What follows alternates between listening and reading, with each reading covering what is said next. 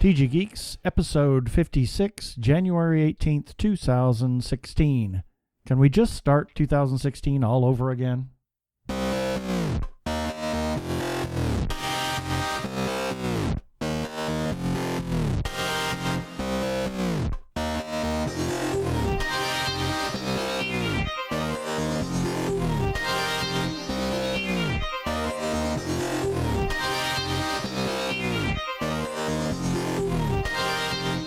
Hello and welcome to another webcast from tggeeks.com, where Ben and Keith, the Two Gay Geeks, talk about all aspects of geekdom and nerdery.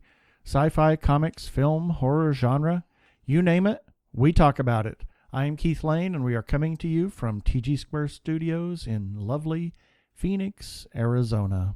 And I'm Ben Raggington, also coming to you from lovely, but we definitely need a reboot of 2016 already, Phoenix, Arizona.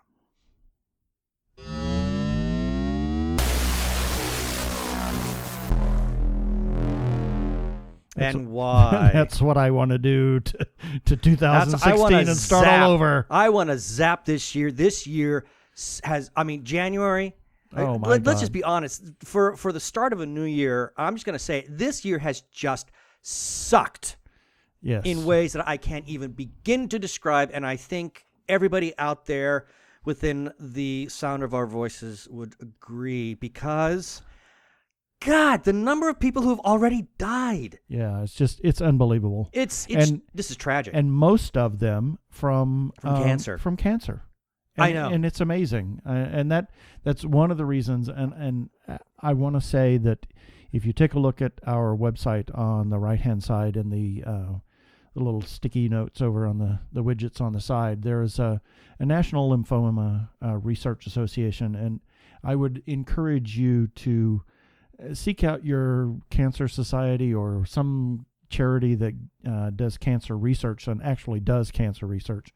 I know there are several that you give money to, and it doesn't really go to research, but check that out and give money to research. And I have a very personal stake in this. My brother is hopefully, cross our fingers, cured of cancer. He had lymphoma, and he's been through the chemo and radiation, and we're just, he finished his last radiation a couple of weeks ago, so we're just waiting for that to finish up and then have him go through the test to see if they pronounce him cancer-free. So yeah, let's keep our fingers crossed. So we wanted to run down a few of the celebrity passings, and just not just celebrities, but other people. Other people as well. And granted, even with all the people that we are going to mention, this isn't everyone. No. There are a really just, it's a disgustingly large number of people who have died this year. Yes, already, yeah. And it just makes me angry. Yeah, and some of the celebrities that, or people of note, let's put it that way. That have that's died. a good way. The first one we want to mention is Jean Cordova, and she was the co-founder of the Gay and Lesbian Caucus of the Democratic Party. So rest in peace.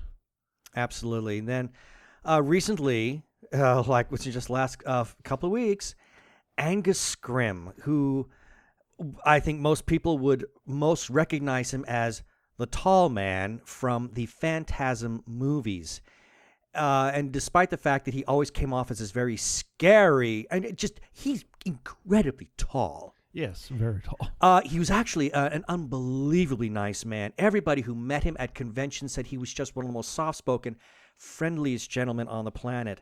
And luckily, he left us a great legacy. In fact, he even was alive long enough to finish the latest Phantasm film, which is not even out yet.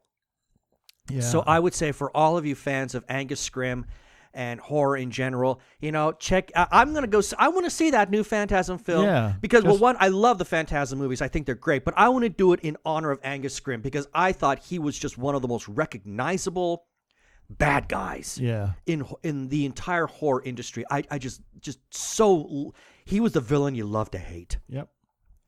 And this one broke my heart. David Bowie. Yep. Amazing talent. Oh my God. He did everything, music, movies, just a little bit of everything. He's one of these individuals that, and I'm gonna mention a name that's not on our list, but we also lost Lemmy, who was one of the key figureheads of the movie Motorhead. Was late in December. Yeah, but he recently died, and Lemmy, he was there at the forefront, to help define a genre, and I'm not trying to dismiss the significance of his passing to anybody who was fans of Motorhead. But I gotta admit, when David Bowie died, it blew up the internet. It did. It really blew up the internet. And it's at moments like that you realize how much he affected people. Exactly. In one way or the other. I mean, he was at the forefront of the glam rock movement. He was easily the progenitor for theater rock. Yeah. He helped define fashions. I had the enormous pleasure of being able to see him in concert way back in California. Wow. The man was a sheer genius, and I understand that people are just raving about his last album, not because it's not out of some sort of memoriam. Like maybe, I was going to say John Lennon's last album, and that's not fair, because John Lennon's actual last studio album, that Double Fantasy, that was released when he was still alive, I will say is a brilliant album, probably the finest album Lennon ever wrote and recorded. And it's people are saying the same thing about Bowie's last album. Yeah, I just read a phenomenal story that was written by Henry Rollins, someone who I greatly admire. And Henry said that he just could not stop listening to Bowie's last album. He just played it over and over and over and over again. And he was desperately trying to find some lyrics in there that he could hold on to for some sort of optimism, because Henry was about to go on and do his own show. And he had just learned about Bowie's passing, and he was afraid that he was just going to completely fall apart and start sobbing, or at least just get overly emotional than what his show needed. And he said that actually listening to Bowie's album really helped him a lot. And critics are just raving about it, saying it's right up there with like Heroes, which in my mind is one of Bowie's greatest albums ever, one of his greatest recordings. So to lose David Bowie at the age of 69 just makes me very sad and very angry, because with today's medical technology, let's be honest, the age of 69 is too young. Yeah. It's far too young. David should have had at least another 10 years of life, and another couple of good albums in him, and as well as other movies. I mean, it's just tragic that he's gone. Yep. And go ahead. Another one that we lost actually on December 31st was Natalie Cole. And, this is another tragedy. Yeah. She was another amazing talent. She had a difficult life. Yes, she did. But at the same time, she still cranked out things. She showed her own sense of artistic genius. Yep. One of the things that she did that I think was absolutely wonderful is when she did those duets with her late father. Through the brilliance of recording technology, she was able to sing opposite Nat King Cole. Yeah. And that, I believe she garnered Grammys out of that, and they're well deserved too. Yeah. Because she was at the same time able to show her own artistic merit and her own creativity, and to lose someone of her talent. I mean, she successfully got out of the shadow of her father. Yeah. And made a name for herself. She definitely made a name of herself for her own material, her own creative mark. She really was able to let people know that she was her own person with her own ability. And it's just a sad time that she would also have to pass. Now, yeah. And I just want to say, since we're reaching back in December, and just right before Christmas, we lost our little kitty, 18 years old, our little baby cat, and so it's been the end of 2015 and the beginning of 2016. Just not a good one. Not good. Not good. So, and just a couple of days ago, we lost Alan Rickman. Yeah. Wonderful talent by Grabthar's Hammer. You shall be avenged. As among other things. Oh, I know. I mean, I think everybody. It's really hard. I'm seeing 3 roles of his. Yeah. Constantly pop up over and over and over again, almost as some sort of a meme in honor of Alan Rickman. And one is, of course, what he played in Galaxy Quest. Yes. And then, of course, Die Hard. Yeah. That was the first time I ever saw him was in Die Hard, and he was so deliciously evil. I mean, every time he was on the picture, he chewed the scenery. Of course, everybody was talking about him on New Year's Eve because it wasn't New Year's until what was his? Actually, it was Christmas. Oh, Christmas. It wasn't Christmas. You didn't celebrate Christmas unless you saw Die Hard because that movie takes place at the Christmas season. Right. So everybody said, yeah, you can't watch Die. In fact, it was either Crazy Joe or it was Arco who said, I can't remember which one, but one of them said that it's not Christmas until you see his character, falling from the top of the Nakatomi building, as he's falling to his death. And then, of course, I think probably the role that I think most people remember him as, and that is Severus Snape. Yep. But again, he's another one of these guys that was just so gentlemanly. He was so generous. Yes. There was a beautiful tribute that oh shoot, and of course because I'm so messed up right now, I'm having a really hard time remembering our lead actor from Daniel Radcliffe. Daniel Radcliffe wrote this beautiful tribute to Alan Rickman about how every time Daniel was opening a new play, Alan was always there. Wow. He was always there and always giving just generous support. Alan was a huge supporter of the theater. He was a great believer that the theater was probably one of the greatest places where you could hone your talent. I just heard a great interview with him on OutQ that was recorded a year ago. And all they talked about was theater. Wow. And his passion for it. The other thing that I remember very much about Alan Rickman, this another role that he was very memorable for was that of the Sheriff of Nottingham in Kevin Costner's Robin Hood.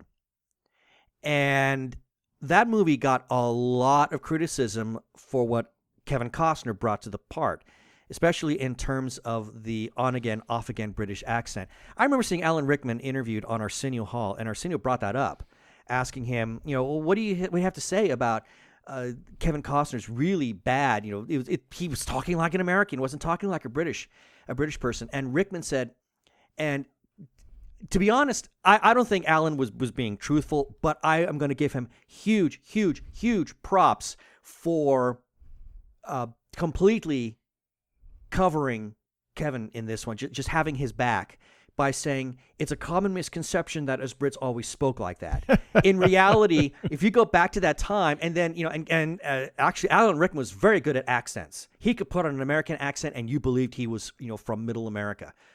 And he put on this very convincing American accent and saying this is how the Brits actually talked back then. And then he speaks as he normally does, and says, we didn't really talk like this. I don't believe it for a minute, but wow, what a generous man to have Kevin Costner's back like that. Yeah.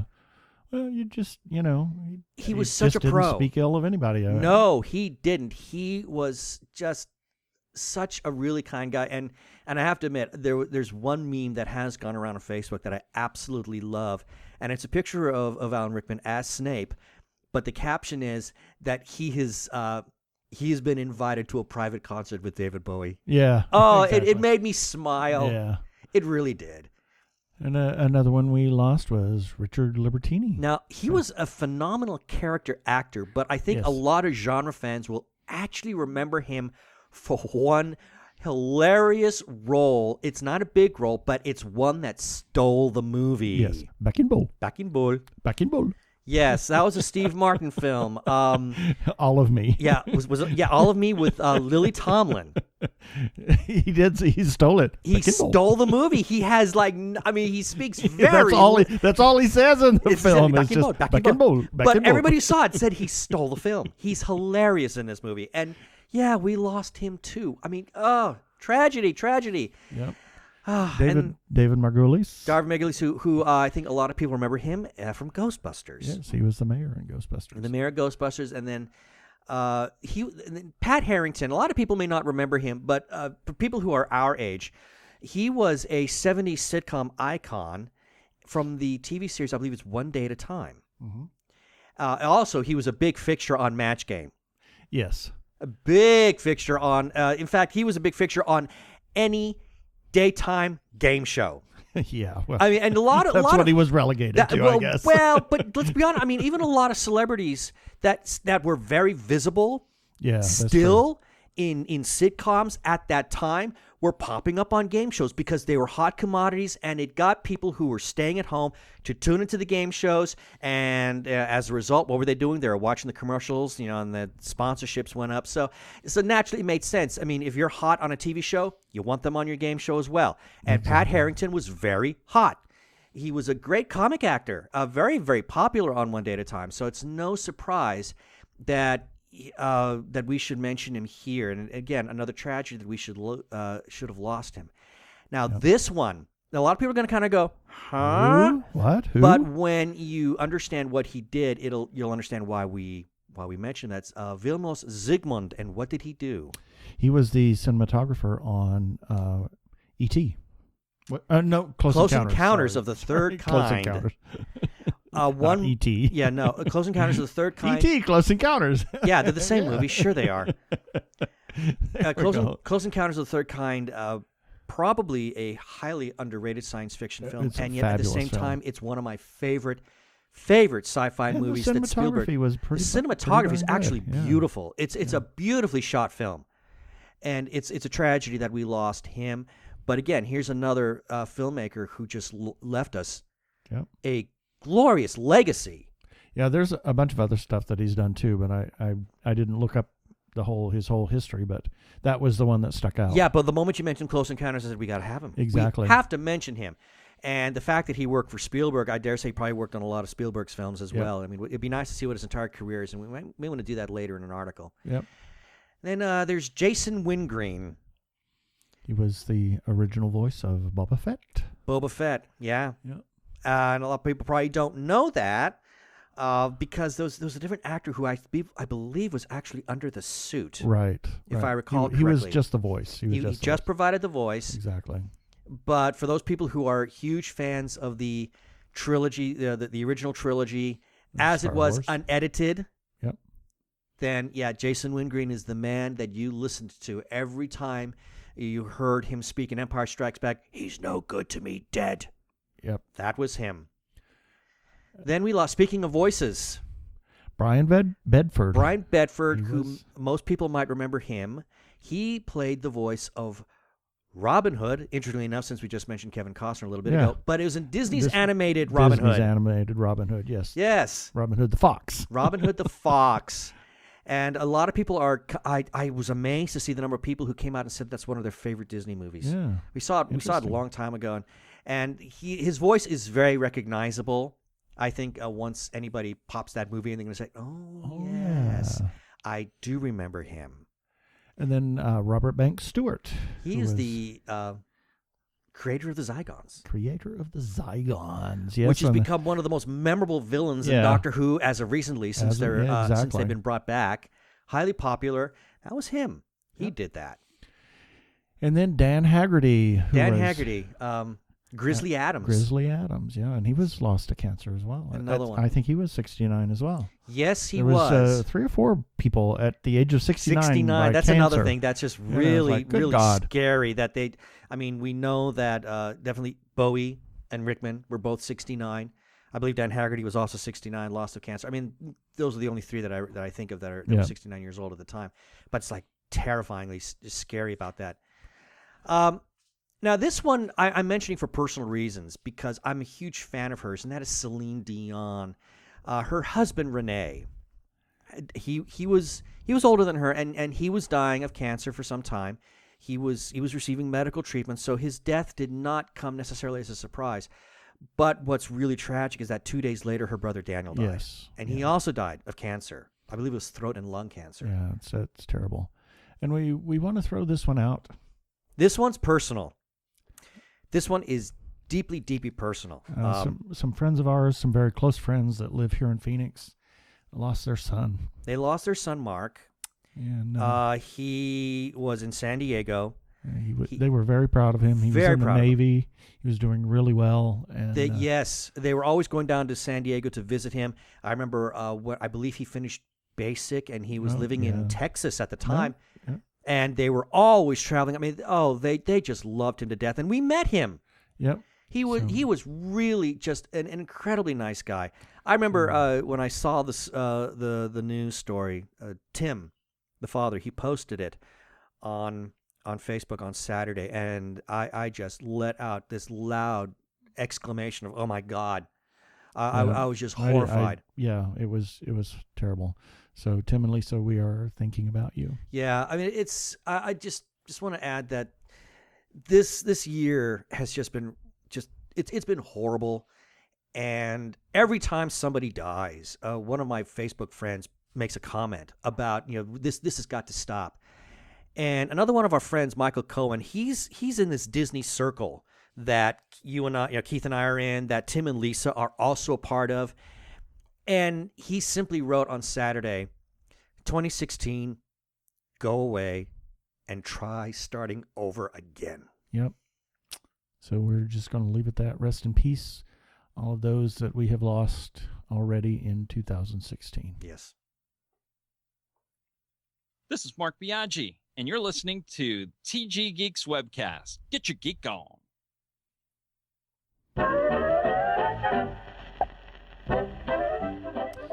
And on a happier note, let's talk about some birthdays. These are some few selected birthdays for January 18th through January 24th.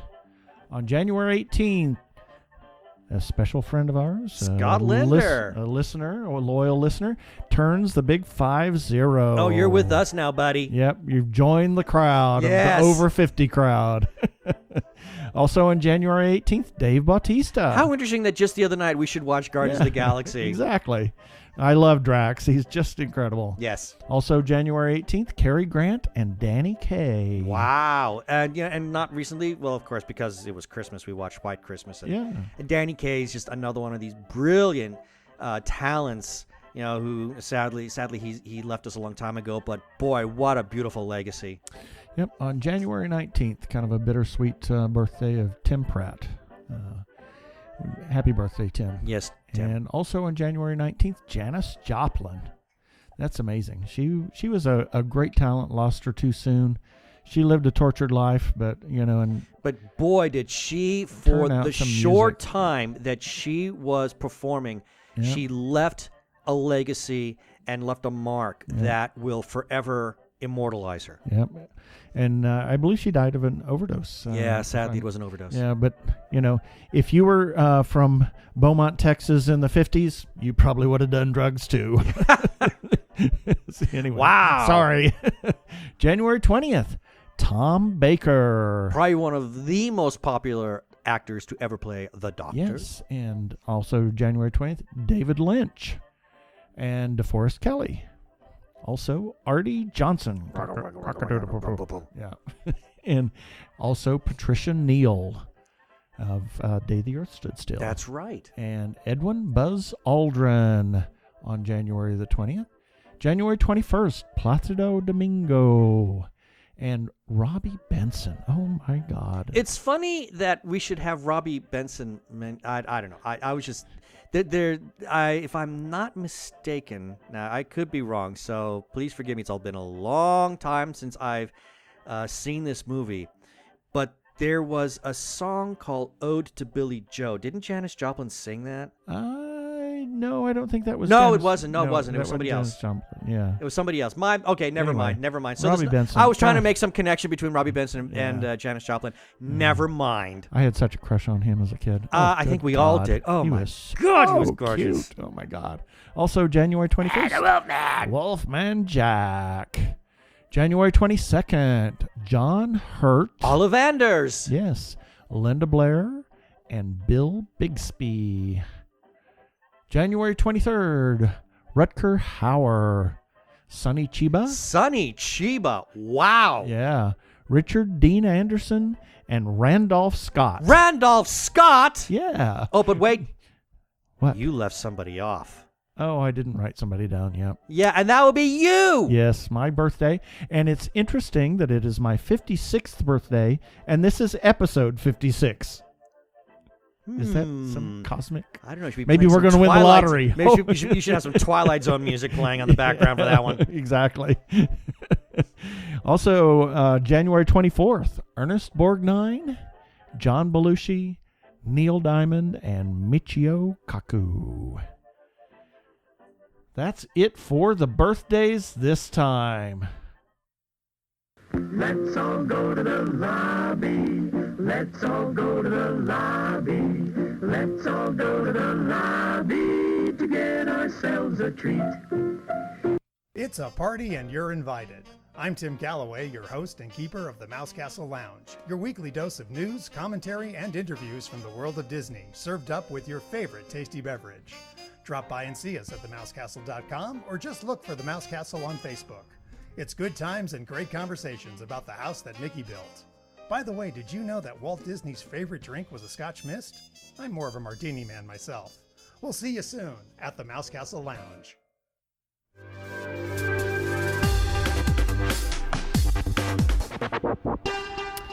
Go over and give a listen to our friend Tim over at Mouse Castle Lounge. I kind of threw him in there this week because he's part of that Disney group, that bunch of friends that we all belong to, and also because he ran in the Star Wars half marathon. Yeah, and he did pretty good, actually. Well, he didn't think he did all that well. He did over 2 hours. But you know what? Hey, Tim, I'm still tipping my hat to you. You did much better than I wouldn't have lasted 10 minutes. All right. And now, listener feedback. Another big episode of listener feedback here.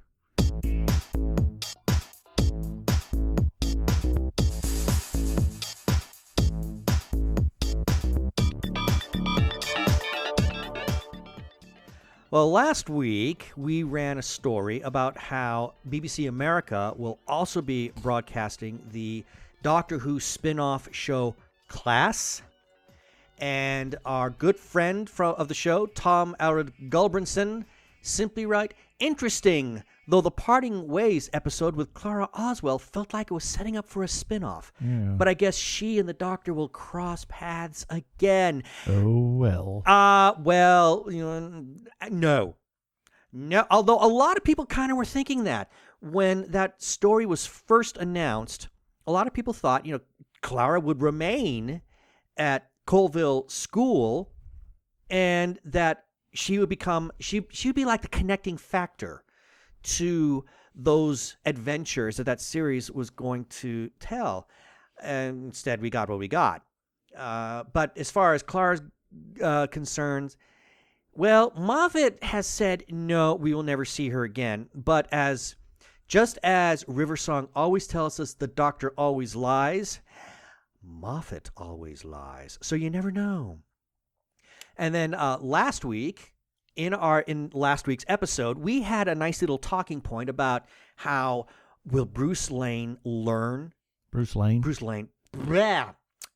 Will Bruce Lane Wern? That's it. Yes. Yeah. Will Bruce Wayne? Is he related to Lois Lane? Got me thinking there for a second. No. Will Bruce Wayne learn who killed his parents? And that we were to tune into Gotham to find out. Well, Skiznot, wow, I love how another Slice of Sci-Fi contact just came out of the woodwork and made himself known. Yay. He left us a response with, Joe Chill killed Batman's folks. It was always Joe Chill until Tim Burton changed it. Christopher Nolan changed it back. And that is right. I totally forgot about that. I was so captivated by what Tim Burton did with the movie franchise, how he was able to get Jack Nicholson's character, Jack, as a young man, be the one responsible for killing the parents, to create that Batman-Joker connection. I think a lot of fans really enjoyed that, despite the fact that it was inaccurate. And they're right. Joe Chill is the appropriate character. Will it be Joe Chill in Gotham? We shall find out pretty soon. Absolutely. And then as far as our last episode, Webcast episode 55, got a message from our birthday boy, Scott Linder, who simply wrote, "Another great podcast." Yep, that's it. Got nothing. Oh, well. I'm glad you still said something. Yeah, thanks, Scott. We really appreciate your feedback. You always have something great to say. And then Tom Aldred Gulbranson wanted to comment about our little discussion on Star Wars. And this is just a little talk that you and I had. Yeah. We were just a little bit about how some people just don't know how to really just sit back and appreciate a film for what it is. Exactly. Pick it apart. Just pick it apart for the most ridiculous reasons. Anyway, Tom wrote, "Awesome show, guys. I just thought about the best joke a Star Wars character ever said. Ben Kenobi in episode 4. This wasn't sand people. See these blast points? Too accurate for sand people. Only Imperial stormtroopers are so precise." Ha! A very subtle yet hilarious joke. Yeah, considering the fact that stormtroopers can't hit anything. Yeah, a stormtrooper and a red shirt. And a red meet. shirt. And the meat. The stormtrooper misses and the red shirt still dies. Yep, exactly. Anyway, Tom says, "Good one, Ben. Good one." He also then says, "Also in response to why Poe Dameron just leaves Jakku without a droid, I'm sure he looked and found the utter devastation from the Imperials and asked people what happened. Still, he could have mentioned it when he met Finn.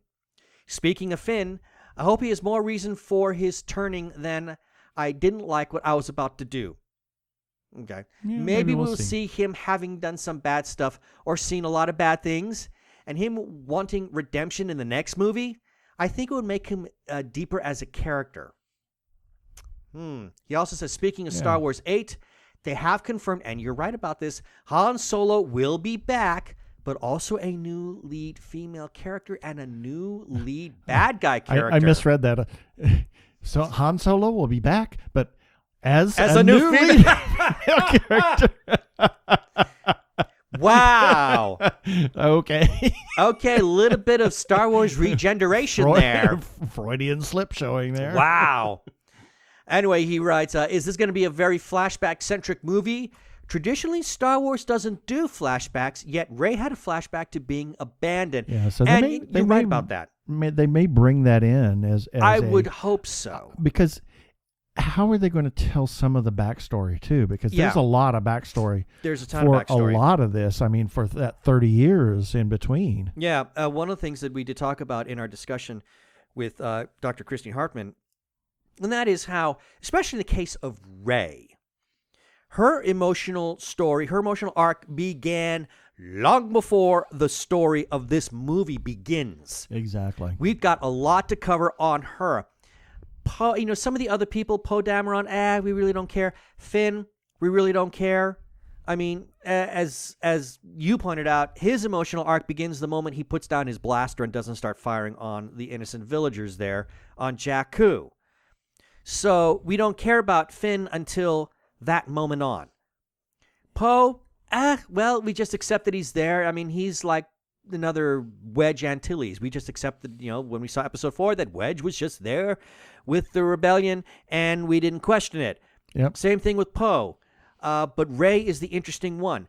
Will they tell a backstory? And of course, they do have to talk a little bit about Ben Solo.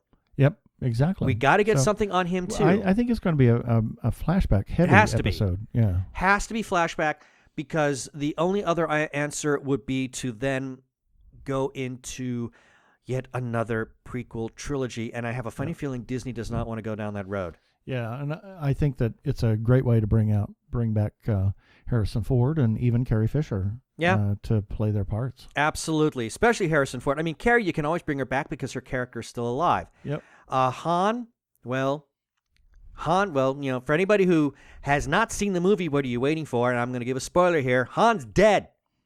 At least he appears to be dead. Yes. In any case, Harrison is contracted to be back for the next film. Nothing on episode 9 yet, though. Yep. But we know he's back for episode 8, so the odds of being a flashback are pretty solid. Yep. So, yes, I would agree there's got to be flashbacks.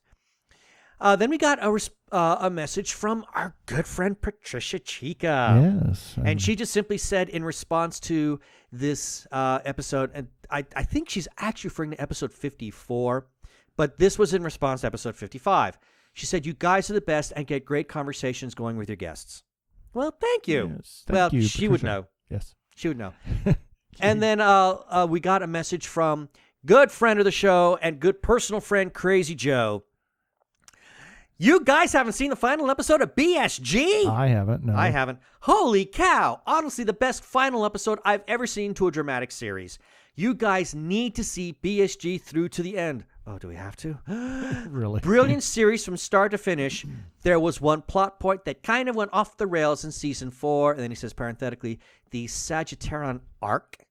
But the writers quickly realized this wasn't working and dropped it fast. Yeah, well, there's some other things. Yeah. To be honest, I'm wondering if that isn't where we fell off. It probably is. I'd have to do some look. I'd have to really look back on that. The problem was that the series wasn't going anywhere. Well, it didn't help the fact that they kept stopping it. Well, and then they took this extended break, or long break. what, 18-month break. Or It was a ridiculous long break. And I said, to hell with it. I'm not going to watch it anymore. Well, because we'd pretty much given up on it. It was not propelling the overall arc fast enough. Yeah. And I've said this time again. I mean, it has been rumored that the showrunners really had no idea where the series was going. I mean, they had some sort of a basic idea, and I guess they did have an endpoint to the overall show. But the way I understood it was when Syfy asked them to, pad it out for another year. That's what they had to do. They had to pad the series, and I just found it to be cumbersome. It became very difficult to get through. Yeah, and I just lost interest. Yep. So maybe one of these days, maybe we'll sit. It might be easier. It might be easier to mainline. I was going to say that it might be easier to mainline this show. Yeah, we just finished Continuum. We just finished Continuum, and it was like if we had to sit. In fact, we had to wait on the final 2 episodes because you had a rehearsal on one night. We were hitting hard and heavy on Continuum to try to finish that up, and then he had a rehearsal, and we had to wait, and it was like, oh my God, I can't wait. I know. So if I'd had to wait week to week on that, I would have been just crazy. Yeah, I would have been going mental. I've become terribly spoiled with the opportunity to mainline shows. Absolutely. And that's why I'm so happy with Netflix, because they drop entire shows all in one shot so that people can just digest them like mad. Yep. The only sad part is that once it's over, it's over for a year. It's over for a whole year. And I wish I could remember the phrase. There's this bogus term that's been coined. It was part of an Amazon Fire campaign ad. I can't remember it. I remember that commercial it's narrated by Malcolm McDowell. It's very funny. Now that BSG is out on Netflix and such, it might be easier to get through the whole thing, to just kind of barrel through it and hit all the high points. Yep. So we may give that a try, Joe. I mean, especially to see how the series ends. I am very curious about it. Yeah. And then, of course, and we already talked about this in the show, but we did post an article on our website about the passing of Alan Rickman. And we got a message from Pia Thrasher, who simply wrote, "Don't forget Galaxy Quest. He was brilliant in that sci-fi comedy. Rest in peace." And I want to add this. As great a dramatic actor as Alan Rickman is, he was great at comedic acting is genius. Yes. He is hilarious. And I started thinking back to Galaxy Quest. We have to watch that again tonight. Yeah. I started thinking back to it, and I really think he's the funniest part of the entire show. I believe he's the funniest part. Much, yeah. I mean, Sigourney Weaver's hilarious. Oh, yeah. Well, all of the whole they the whole all film are very funny. Tim Burton does a really not Tim Burton, Tim Allen does a really great rip on William Shatner. You know how every time there's an adventure scene, he had to lose his shirt and things like that. But in terms of the subtle comedy, the more highbrow, it's really Alan Rickman. I mean, he's the genius in that movie, and I just there is a hilarious deleted scene that actually shows how important a character Alan is to the overall ensemble, and that's when he's trying to figure out what it is that is disturbing the rock creature. He goes into this really weird method acting trance to understand why the rock creature is trying to kill Tim Allen's character. And it's a tragedy that it got cut because it is so funny. So, yeah, we did not forget him. And I personally, I think Galaxy Quest is his finest part. And then lastly, we did a story about how some hard questions are going to be asked in the season 2 of Daredevil, which comes in just a little tiny bit over 2 months. Actually, it'll be 2 months from the release date of this episode. And Pia Thrasher just simply wrote this, and I cannot think of a better way to end the listener feedback with simply a can't wait. Exactly. And I just want to throw a little thing out for Pia right now. Her short, The Appointment, is going to be released online on January 31st. We're going to do we'll do an article on that, and maybe we'll talk to Pia. We'll have to try to see if we can set up we need to set up an interview with her again. I mean, we had a little short interview, about 7 minutes, with her at Horrible Imaginings Film Festival, but you got to see The Appointment. It's great short. It is one of the most brilliant. Another one of those horror shorts that is just so gorgeously shot. Yes, and really it kind of steers you in one direction, and then there's a twist at the end. So a beautiful twist. You have to watch it. So yes. Anyway, and speaking of listener feedback, we want to hear from you, our listeners. You are very important to us. We love hearing from you. We want to know if you like something or even if you don't like it. We want to hear what's on your mind. You can look us up on Facebook and as TG Squared Studios or as TG Geeks Webcast, where you can comment on our episodes, comment on our articles that we publish. You can even go to tggeeks.com or comment on our YouTube episodes. Or you could go to our listener feedback line at 469-TG-GEEKS. That's 469-844-3357, and you could receive a shout-out on a future episode. This is Gareth David Lloyd, Yanti from Torchwood, Solus from Dragon Age, and Jacob Fitz from I Am Alone, and you are listening to the Two Gay Geeks.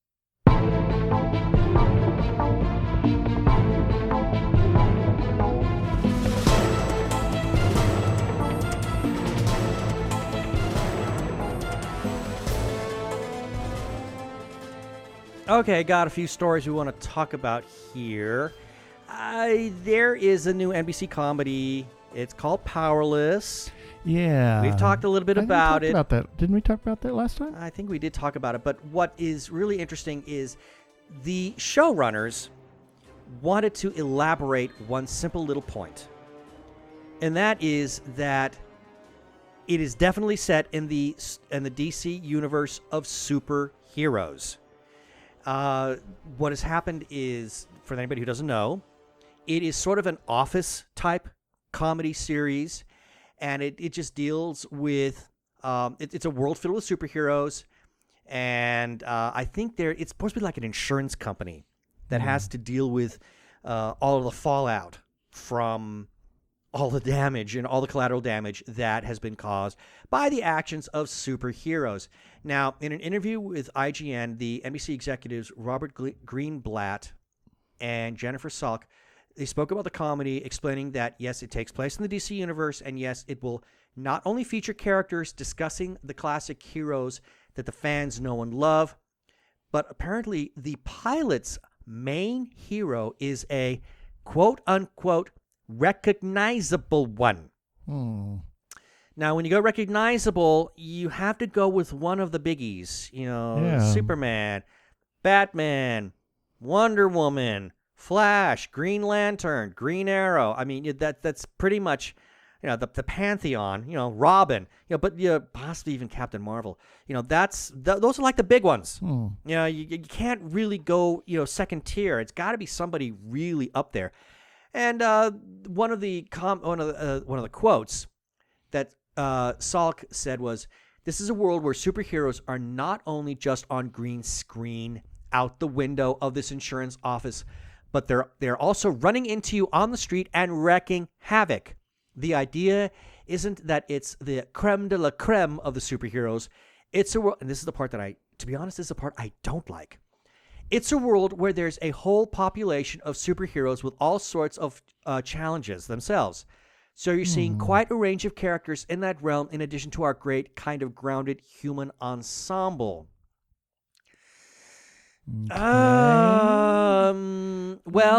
The moment I read that, the first two words that came to mind, and this is for you big time comic book geeks, I thought of Ambush Bug, who was this wannabe hero that was created by Keith Giffen, who just got in everybody's way. I mean, he was not a hero; he was a joke, and he was treated as a joke.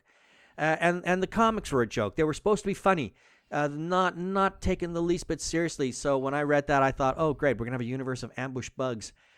Greenblatt also elaborated on how the show will deal with everyday superhero existence. And he simply says, they're in the background, they're wallpaper, I suppose, as opposed to they're not the main characters in the show. So you may see them blowing up a building out the window or something. Okay, well, they just said that it wasn't going to be just that. Well, not just that, but they are going to be there. So, one thing that would be hilarious, although I don't know if they could actually pull this off, depending on movie rights, but wouldn't it be funny if you've got, you're inside the office with all your insurance people dealing with whatever claims they have to file, and at the same time you see out the window, you're seeing the actual battle between Superman and Zod from Man of Steel. Yeah, as you're just tearing apart Metropolis. I mean, okay, that would be interesting. Don't know if there's any legitimacy to it. Yeah. I'm still very wary of it, but we will give it a try. Yeah. You never know. Give it a try. Now, we are just days away from Legends of Tomorrow. I can't wait for that. I am so unbelievably excited for this one. I sure hope that they don't pull the plug on that like they've threatened to. They threatened to pull the plug before it even aired. I know, but it looks like that's not going to happen because CW has been running ads for this thing like crazy. So the odds of them actually pulling the plug now are pretty remote. If it's costing more money, then up the advertising. Hey, budget, why not? Revenue. You're really onto something. Let me do this story, but I think you've got a really good point there. Anyway, one of the things that is really indicative about Legends of Tomorrow is the fact they've got time travel. And for anybody who has read a lot of DC Comics, many of the superheroes don't all sit within the 20/21st century. They are scattered throughout time. True. And one place that these legends are going to visit will be the Old West, and they're going to meet up with gunslinger Jonah Hex. This has got diehard comic book fans squeeing with unbelievable delight. And the way this is going to work, Jonah Hex is an anti-hero. When we first met him, he was a post-Civil War character. I'm trying to see my notes all of a sudden. Anyway, he found himself in the Old West, and the showrunners thought one of the neat things that they want to do is they want to drop our heroes into the Old West. It's just one of the places they wanted to go. And they said, ever since we decided that Legends would involve time travel, we were eager to do a story set in the Old West. But if you're going to do a story set in the DC universe in the Old West, you simply must include Jonah Hex. We're thrilled about bringing another well-known, beloved DC character to television. And yes, Hex's origin was that of a post-Civil War bounty hunter who has jumped through time. In fact, at one point, he even found himself flung to the far future. It was a very apocalyptic Earth that he was living on at that time. So time travel is not new to him. Whether he will be familiar with time travel or not in this series is unknown, but I don't think that's really going to matter. I'm really intrigued. Actually, I'm more than intrigued. I'm actually kind of excited about it because I think if this goes well, and if this series actually does get a green light for a second season, CW, if you don't, you're going to piss off a lot of people. I could see them really going all over the map and jumping possibly even into like the 30th century, where we might see, I don't know, maybe a certain group of superheroes known as the Legionnaires. Oh, man, this fanboy would be geeking out like you can't imagine. I am so excited about what this show could possibly do. Could be interesting. It could be very interesting. And for anybody who wants to know, Legends of Tomorrow will be debuting this coming week, January 21st, 8 p.m. on the CW.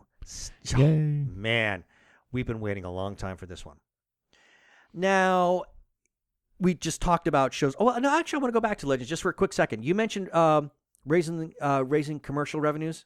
Yep. Raising the advertising. Yeah. You know what? Okay, CW, listen to this one. If the ratings are huge, and I have every reason to believe they are, because if I'm not mistaken, didn't the ratings for Flash when it premiered just blow the roof off? Yeah. You know what? If they do, and if the ratings maintain, Premium absolutely. ad If revenue. those, yes, absolutely. If those ratings stay the same, if they stay like really in the top for you guys, jack up your commercial revenues. Absolutely raise the advertising revenues on that one, and help fund the programming. Exactly. That's all I got to say on that one. Yep. Now, we had reported some time back that Fox was looking at doing a TV spinoff of the X-Men called Hellfire. Now, for anybody who doesn't know what Hellfire is, it was a series that was supposed to follow a young special agent who learns that a power-hungry woman with extraordinary abilities is working with a clandestine society of millionaires known as the Hellfire Club to take over the world. Now, I have to admit, that does sound kind of intriguing because it has a lot of socio-political undertones to it, which I find very interesting. Any case, they lost their showrunner. Showrunners, I should say, in Evan Katz and Manny Cotto. They were going to be doing it. Instead, Fox decided to give a reboot of the series 24 and put that on the fast track. So Manny Cotto and Evan Katz have left that. They're going to be working on 24. And as a result of that, the writers who came up for this drama, they were the ones who spearheaded this story and were also writing the pilot.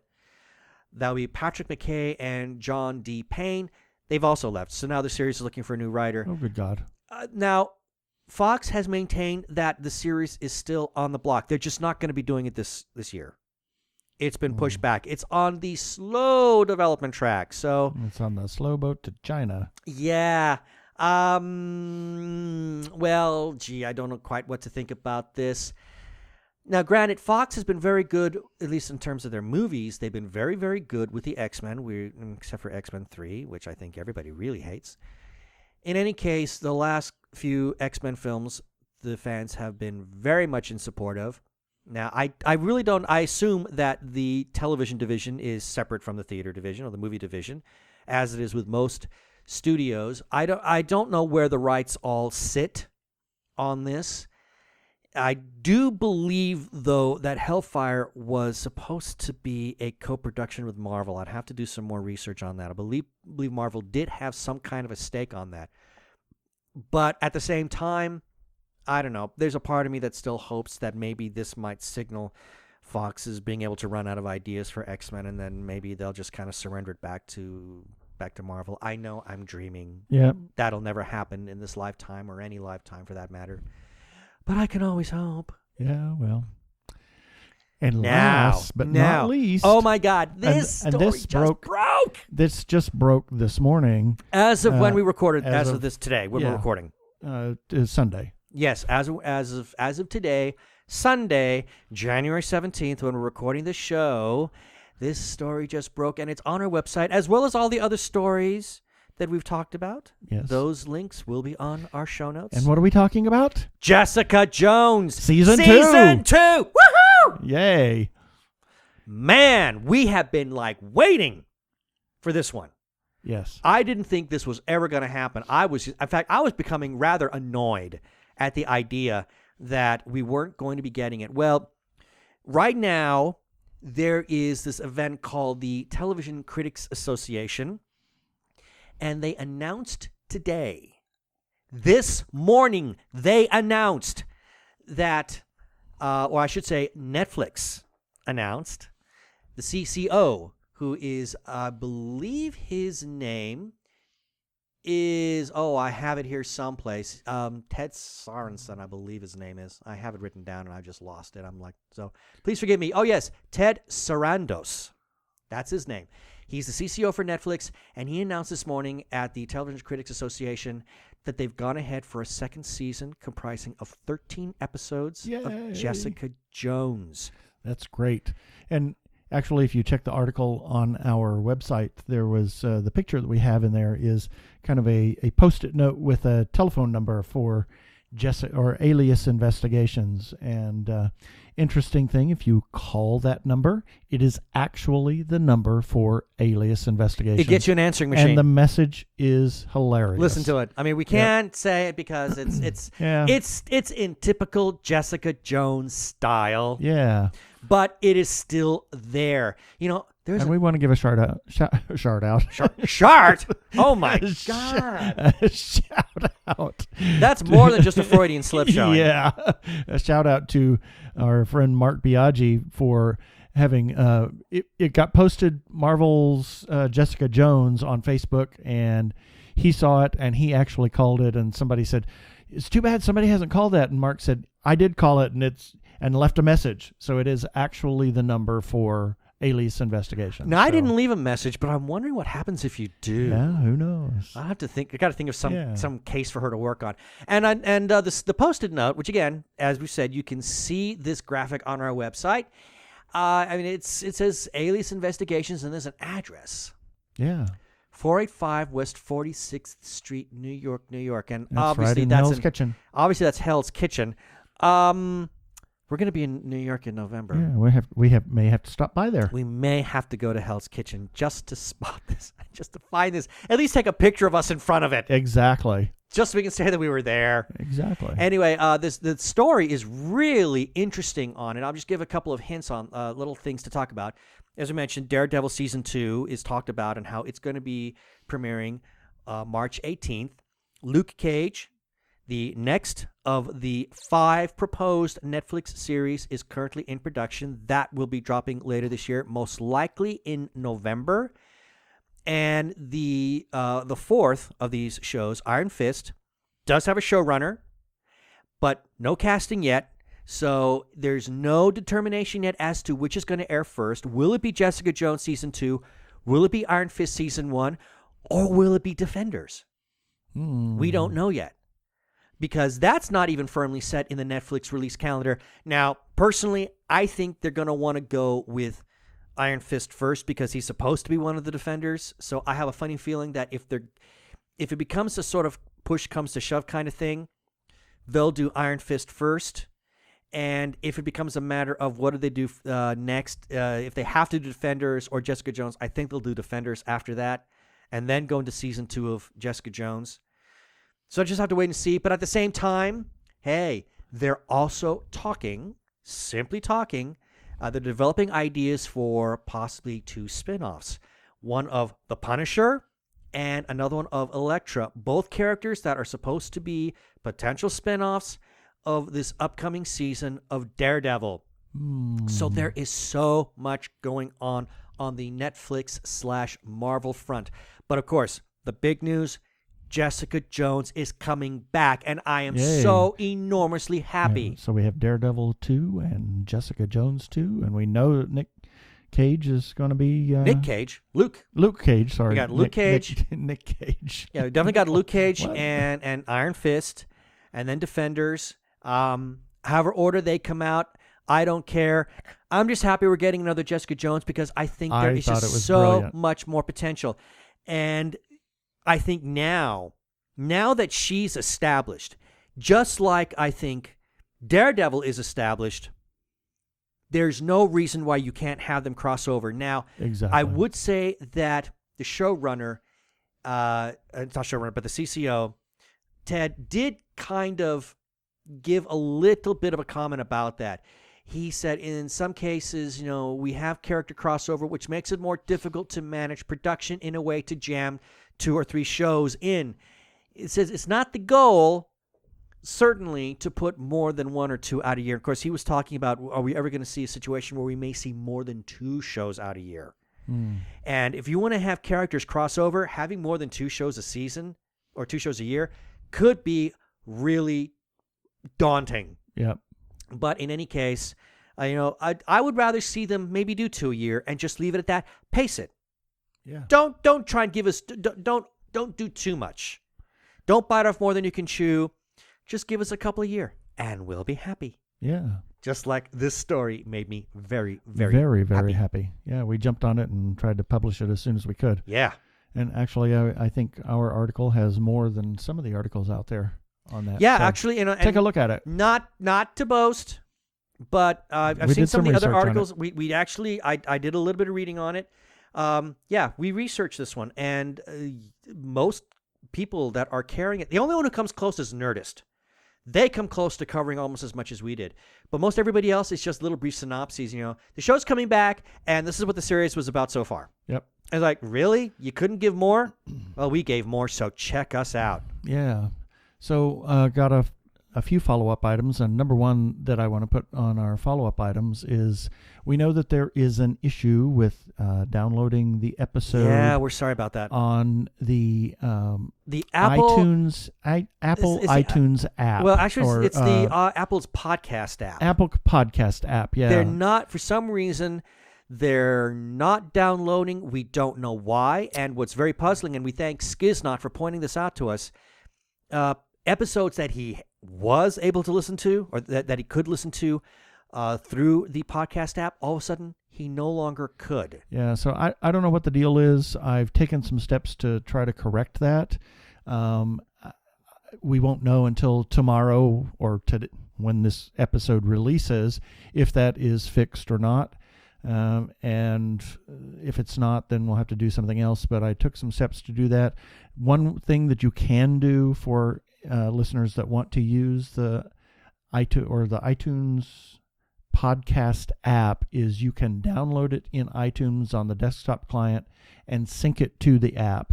So you just can't download it through the app. Yeah, you can't stream it over the app. Yep. But if you want to stream it, one way that you could do it, if you have Stitcher. It's on Stitcher. You also the YouTube app, as well as off our website. Yes.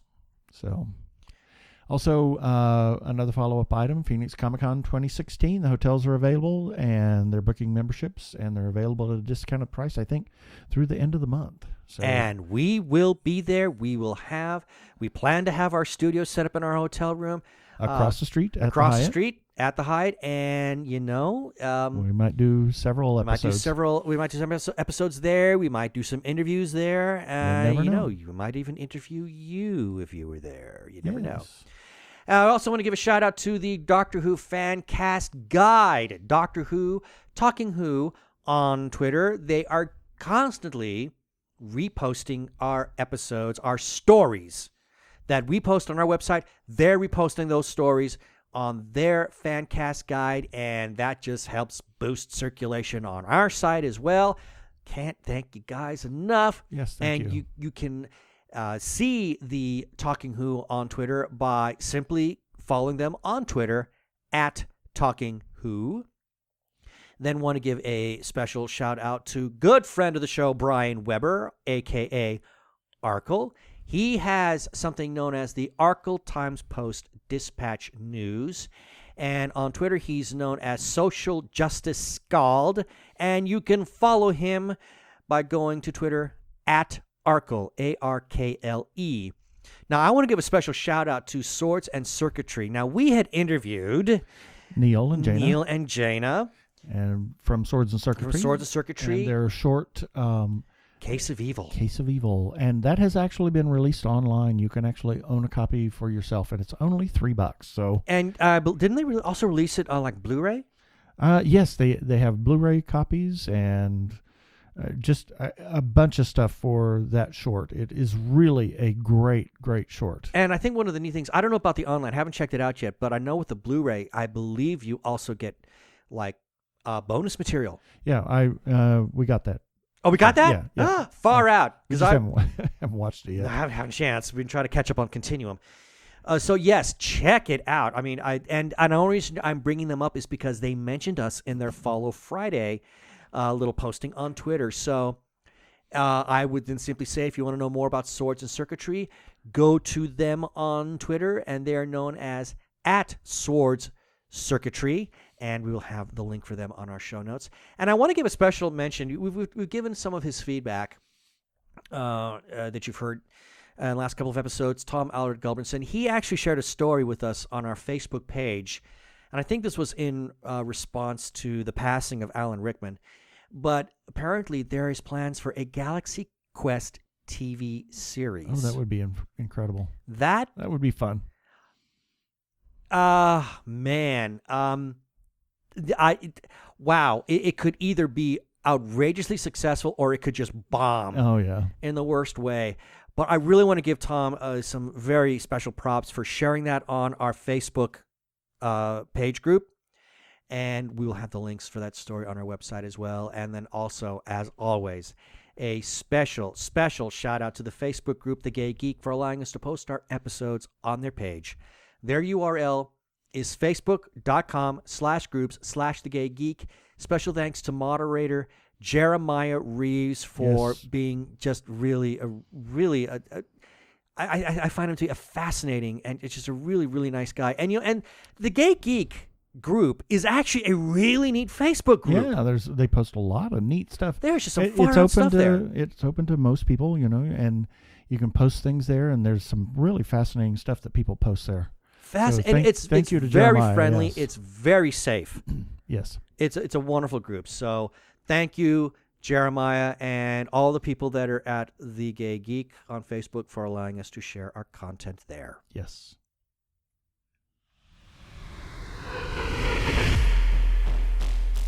Up next time, well, who knows what we're going to have. Yeah, I mean, next we certainly had time. no idea what this episode is going to look like. Sometimes we never know from week to week what we're going to have. So stay tuned, and we'll have something interesting for you.